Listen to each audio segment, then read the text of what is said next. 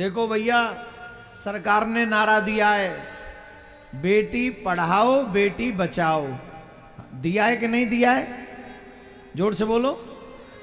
हम भी कहते हैं बेटी बचाओ बेटी पढ़ाओ, लेकिन हम तो अब एक निवेदन और करने लगे हैं, बेटी पढ़ाओ बेटी बचाओ, बेटी बचाओ बेटी पढ़ाओ, संग में जमाइयों को भी बचाओ,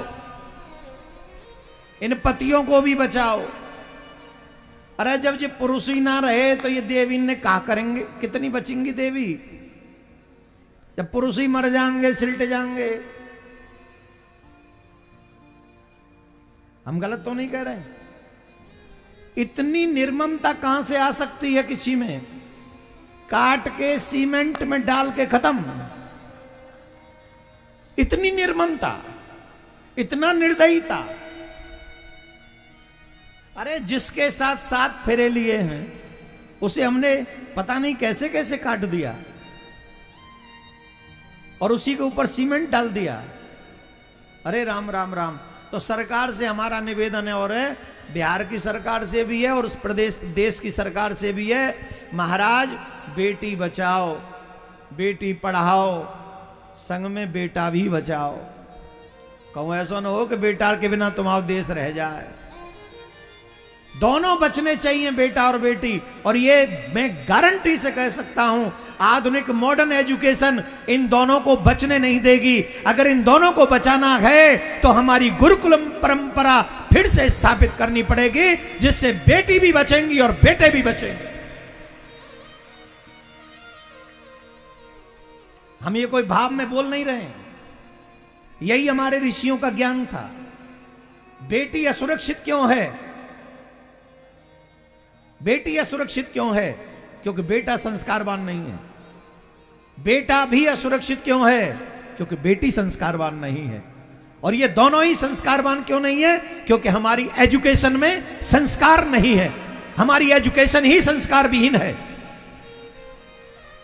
हमारी एजुकेशन में तो बड़े बड़े स्कूल कॉलेजों में चले जाओ, हमारी बहन बेटियों को नाचने का प्रोग्राम दे दिया जाता है, तुम इस गाने पर डांस करोगी।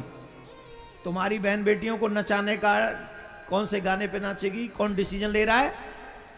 कौन ले रहा है? एक टीचर। कौन ले रहा है?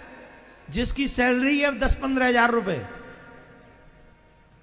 लाखों रुपए कमाने वाले बाप की बेटी नाचेगी, ये डिसीजन ले रहा है 15 हजार रुपए की सैलरी लेने वाला एक टीचर। और धिक्कार है उस बाप के लिए जो स्कूल कॉलेज में खड़ा होकर अपनी नाचती हुई बेटी का वीडियो बना रहा है। धिक्कार।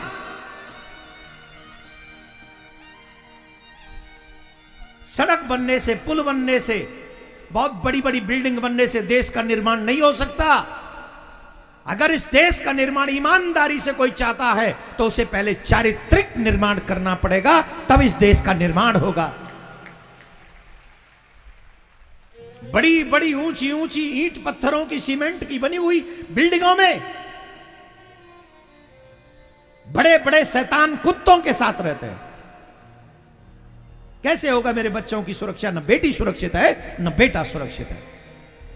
अगर बेटा बेटी सुरक्षित करने हैं तो हमारे जीवन में रामायण आनी चाहिए, हमारे जीवन में भागवत आनी चाहिए, हमारे जीवन में गीता आनी चाहिए, हमारे जीवन में सांस्कृतिक शिक्षा आनी चाहिए, तभी हमारे बच्चे बचेंगे। नहीं तो आप याद रखना, आज की डेट को लिख लो, आज के समय को लिख लो, आज के इस मेरे वचन को लिख लो, एक दिन ये आने वाली पीढ़ी खून के आंसू रोएगी। लिखो।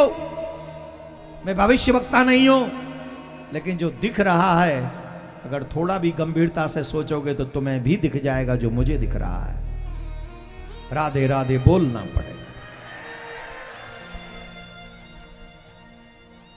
इसलिए मैं कहूंगा, बेटी भी बचाओ बेटा भी बचाओ, और सबसे ऊपर होगा ये दोनों तब बचेंगे जब पहले अपने सनातन संस्कार बचाओ। सनातन संस्कार बचे तो दोनों बच जाएंगे, अगर ये नहीं बचे तो कोई नहीं बचेगा। ना तुम बचोगे ना हम बचेंगे। राम राम बोलना पड़ेगा। राधे राधे।